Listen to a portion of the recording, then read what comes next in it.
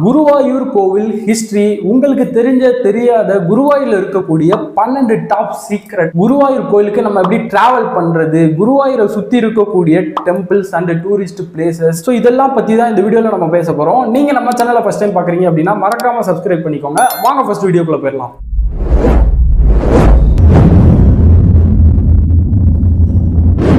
First Guruvayur temple history. So Mahabharata காலகட்டத்தில் கிருஷ்ணர் வாழ்ந்த துவாரகை அப்படின்ற நகரம் வந்து பார்த்தீங்கன்னா கடலுக்குள்ளே போயிடும்.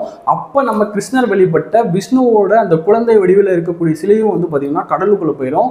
ஒரு நாள் வந்து பார்த்தீங்கன்னா பிரம்மா வந்து யாகம் நடத்திட்டு இருக்கிறப்ப அந்த சிலை வந்து பார்க்கடலில் இருக்கிற மாதிரி அவரோட கண்ணுக்கு வந்து தெரிஞ்சிருக்கு. ஸோ பிரம்மா வந்து பார்த்தீங்கன்னா குரு பகவான் வாயு பகவானையும் அந்த சிலையை மீட்டெடுத்து ஒரு புனிதமான இடத்துல வைக்கணும் அப்படின்னு சொல்லி அவங்க கிட்ட சொல்றாரு. அந்த சிலையை கண்டுபிடிச்சு ஒரு புனிதமான ஒரு இடத்துல வந்து வைக்கிறாங்க.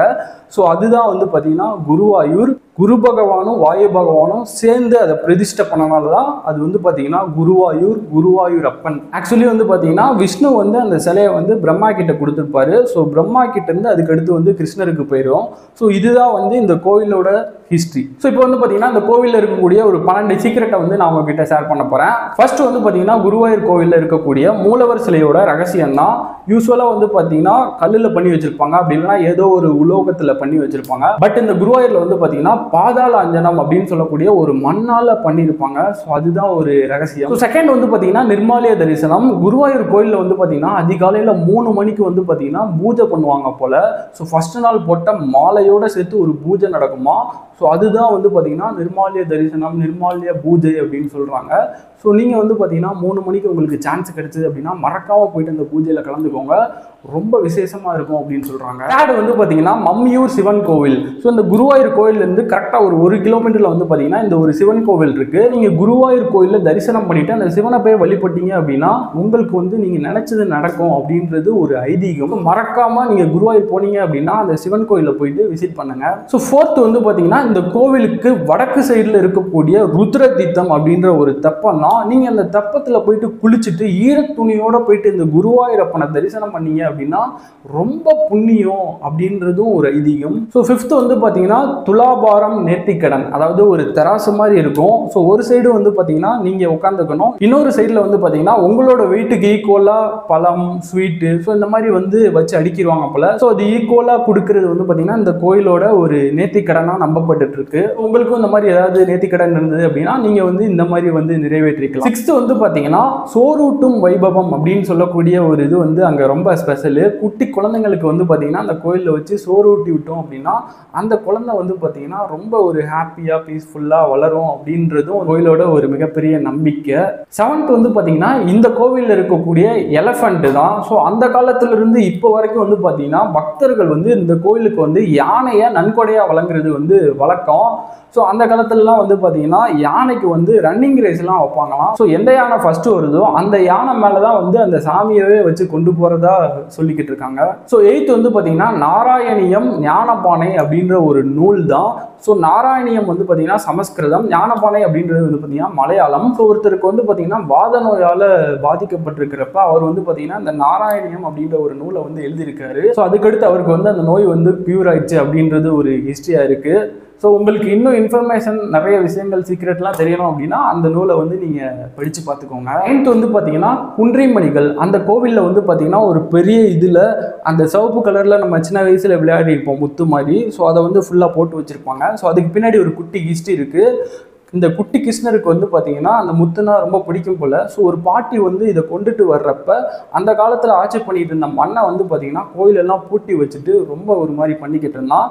ஸோ அப்போ வந்து அங்கே இருக்கக்கூடிய அந்த யானைக்கு வந்து மதம் பிடிச்சு அங்கே இருக்கக்கூடிய காவலாளிகள் எல்லாம் அடித்து துவம்சம் பண்ணிருச்சு. ஸோ அதுக்கடுத்து வந்து பார்த்தீங்கன்னா அந்த மன்னரே அந்த பாட்டி கையிலேருந்து அந்த முத்தை போய் அந்த குழந்தைகிட்ட கொடுக்கைன்னா வந்து யானைக்கு மதம் பிடிச்சதே நின்னது அப்படின்ற மாதிரி ஒரு ஹிஸ்ட்ரி இருக்கு. அதனால வந்து பார்த்தீங்கன்னா அந்த கோவிலில் இருக்கக்கூடிய அந்த முத்துக்குள்ள கையை விட்டுட்டு நம்ம வந்து ஏதாச்சும் மனசுல நினச்சிக்கிட்டு அந்த மாதிரி நேர்த்திக்கடனை வந்து இப்பயும் வந்து பக்தர்கள் பண்ணிக்கிட்டு இருக்காங்க. 10th வந்து பார்த்தீங்கன்னா கிருஷ்ணாட்டம். ஸோ இது வந்து கேரளாவில் வந்து ரொம்ப ஃபேமஸ். நீங்கள் கேரளாவில் மட்டும்தான் நீங்கள் இதை பார்க்க முடியும். இந்த கோவிலில் நட சாத்தினதுக்கு அப்புறமா இந்த கிருஷ்ணாட்டம் வந்து ஸ்டார்ட் ஆயிரும் போல். அதுக்கடுத்து நட திறக்கிற வரைக்கும் இது வந்து கண்டினியூஸாக போய்கிட்டு இருக்குமா.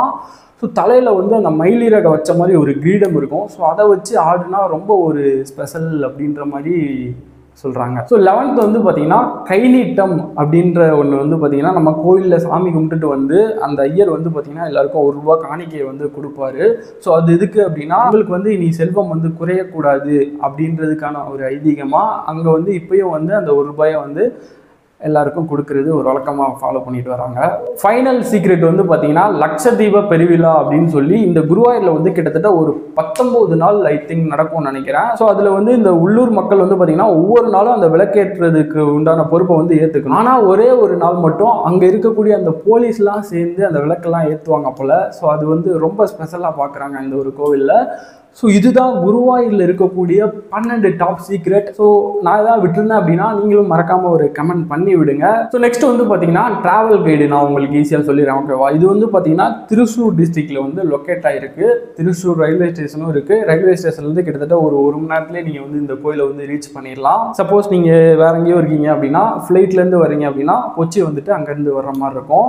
ஸோ இதுதான் ரூட்டு, ஈஸி தான். நீங்கள் ட்ரெயினில் திருச்சூர் வந்துட்டு டக்குன்னு வந்துடலாம். ஸோ இந்த குருவாயூரை சுற்றி இருக்கக்கூடிய சின்ன சின்ன இடங்கள்லாம் நான் உங்களுக்கு சொல்லிடுறேன், ஓகேவா? ஃபஸ்ட்டு இந்த குருவாயூர் கோயிலேருந்து கம்மியான டிஸ்டன்ஸில் ஒரு 400 மீட்டர்லேயே வந்து பார்த்தீங்கன்னா இன்ஸ்டிடியூட் ஆஃப் மோரல் பெயிண்டிங்னு ஒரு பிளேஸ் இருக்குது. அங்கே போயிட்டு நீங்கள் அழகான பெயிண்ட்ஸ் எல்லாம் பார்க்கலாம். அதுக்கடுத்து வந்து பார்த்தீங்கன்னா பார்த்தசாரதி டெம்பிள் இருக்குது, ஸ்ரீ சாமுண்டேஸ்வரி டெம்பிள் இருக்குது. ஸோ அதுக்கடுத்து வந்து பார்த்தீங்கன்னா ஆனக்கொட்டா அப்படின்னு சொல்லக்கூடிய ஒரு அழகான ஜூ இருக்குது. அங்கே நீங்கள் போயிட்டு எலஃபண்ட் இதெல்லாம் நீங்கள் வந்து விசிட் பண்ணலாம்.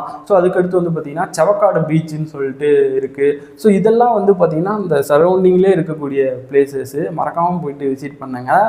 அண்ட் வந்து பார்த்தீங்கன்னா உங்களுக்கு கொஞ்சம் டிஸ்டன்ஸில் வேணும் அப்படின்னா ஒரு 80 கிலோமீட்டரில் அத்திரப்பள்ளி வாட்டர் ஃபால்ஸ் இருக்குது, அதை பார்க்கலாம். சப்போஸ் அது பிடிக்கல அப்படின்னா நீங்கள் அப்படியே கீழே இறங்கி வந்துட்டிங்கன்னா கொச்சியில் பார்க்க வேண்டிய இடங்கள் நிறையா இருக்குது. நம்ம ரீசெண்டாக போயிட்டு ஃபோர்ட் கொச்சி வீடியோலாம் போட்டிருப்போம், அதை மறக்காமல் பாருங்கள். கொச்சியில் வந்து ஒண்டர்லா, லூலு, ஹார்பர், ஸோ அது வந்து நம்ம தனியாக ஒரு வீடியோவில் பேசலாம் கொச்சியை பற்றி, ஓகேவா? ஸோ இந்த வீடியோ பிடிச்சிருக்கும்னு நினைக்கிறேன். இந்த வீடியோ பிடிச்சிருந்து அப்படின்னா மறக்காமல் ஒரு லைக் பண்ணிக்கோங்க. நீங்கள் நம்ம சேனலை ஃபஸ்ட் டைம் பார்க்குறீங்க அப்படின்னா சப்ஸ்கிரைப் பண்ணி வச்சுக்கோங்க. இந்த மாதிரி இன்னும் அடுத்தடுத்த வீடியோஸில் மீட் பண்ணிகிட்டே இருக்கலாம். Tata, bye bye, take care.